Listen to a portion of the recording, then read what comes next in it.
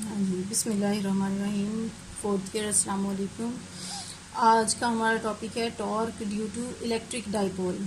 ठीक है, अगर हम एक इलेक्ट्रिक डाइपोल लेके, डाइपोल आपको पता है दो equal and opposite charges separated by a small distance make a dipole.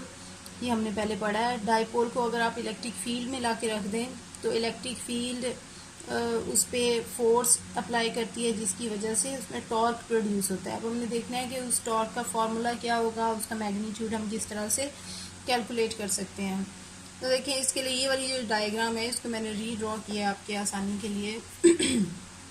देखें, ये जो नीचे लाइंस आपको नज़र आ रही हैं, ये इलेक्ट्रिक फील्ड इंटेंसिटी की वैल्यू को शो कर रही हैं। ये एक डाइपोल रखा हुआ है मैंने यहाँ पे, ये नेगेटिव चार्ज है, ये पॉजिटिव चार्ज है। डाइपोल के दोनों चार्जेस के दरमियान जो डिस्टेंस होता है इसे हम डी कहते हैं, और यू ऑलरेडी नो। और ये सेंटर ऑफ द डाइपोल है। और यहाँ पे देखें, क्योंकि ये पॉजिटिव चार्ज है तो इलेक्ट्रिक फील्ड लाइंस में की जो डायरेक्शन होती है वो पॉजिटिव टू नेगेटिव होती है। तो इसका मतलब ये है कि ये पॉजिटिव चार्ज पे जो फोर्स अप्लाई होगी वो राइट वर्ड होगी, in the direction of electric field.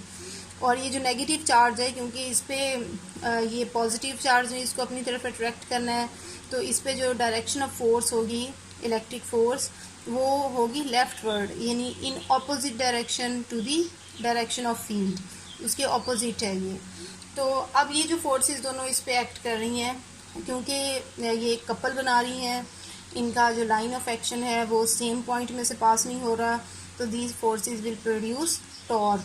Torque आपको याद होगा कि आप टॉर्क कहते हैं force multiplied by moment arm. Moment arm क्या होता है? वो होता है परपेंडिकुलर डिस्टेंस। ये line of action of force है, line of action of force, और जो सेंटर होता है उसके दरमियान में परपेंडिकुलर डिस्टेंस है। यहाँ पे देखें, सेंटर और इस चार्ज क्यू के दरमियान जो डिस्टेंस है वो d/2 है, क्योंकि टोटल डिस्टेंस d है। इसी तरह नेगेटिव चार्ज से सेंटर के दरमियान जो डिस्टेंस है ये भी d/2 है। लेकिन हम इस d/2 डिस्टेंस को मोमेंट आर्म नहीं कह सकते, क्योंकि ये डायरेक्शन ऑफ फोर्स के परपेंडिकुलर नहीं है। तो इसके लिए हमने इस d/2 डिस्टेंस के कंपोनेंट्स बना लेने हैं। देखिए, एक कंपोनेंट आप उसका हॉरिजेंटल बनाएंगे, एक उसका परपेंडिकुलर कंपोनेंट बनाएंगे। ये एंगल थीटा है, तो थीटा के सामने वाला कंपोनेंट क्या होगा? d/2 sine theta. और यही हमारा रिक्वायर्ड कंपोनेंट है, क्योंकि d/2 साइन थीटा यहाँ से नज़र आ रहा है, it is perpendicular to force. तो इस तरह जो टॉर्क एक्ट कर रहा है due to this positive charge, उसे हम लिख सकते हैं फोर्स मल्टीप्लाइड बाय उसका जो परपेंडिकुलर डिस्टेंस है, ये d/2 साइन थीटा। सिमिलरली इसकी वजह से जो टॉर्क है उसका भी मैग्नीट्यूड यही होगा, force multiplied bye d/2 sine theta, क्योंकि इसका भी perpendicular distance d/2 sine theta है। दोनों को ऐड कर लें, जो टोटल टॉर्क बन जाएगा वो FD साइन थीटा हो जाएगा। और ये QED साइन थीटा भी इसको लिख सकते हैं, क्योंकि फोर्स QE के इक्वल होती है, ये वाली जो फोर्स होती है इलेक्ट्रिक फोर्स। और इसमें ये जो Q और D है, इन दोनों को इकट्ठा करके हम डाइपोल मोमेंट P के इक्वल भी लिख सकते हैं। तो टॉर्क को लिखा जा सकता है PE साइन थीटा। अब इसमें से ना एक चीज़ गौर से देखें कि ये जो दोनों फोर्सेस एक्ट कर रही हैं इन चार्जेस पे, ये इसको क्लॉकवाइज रोटेशन में ही लेके आ रही हैं। यहाँ से अगर हम देखें तो देखें, जो टॉर्क है इसका फार्मूला आपने पढ़ा हुआ है। टॉर्क का फार्मूला होता है, जो जनरल फार्मूला है, tau is equal to R cross F। अब उन्हीं बेसिस पे इसको देखें तो देखें, R क्या होता है? ये मोमेंट आर्म यूनिट वेक्टर होता है, तो ये Q से इस Q की तरफ है। अब इस डायरेक्शन में अब क्या चीज़ है?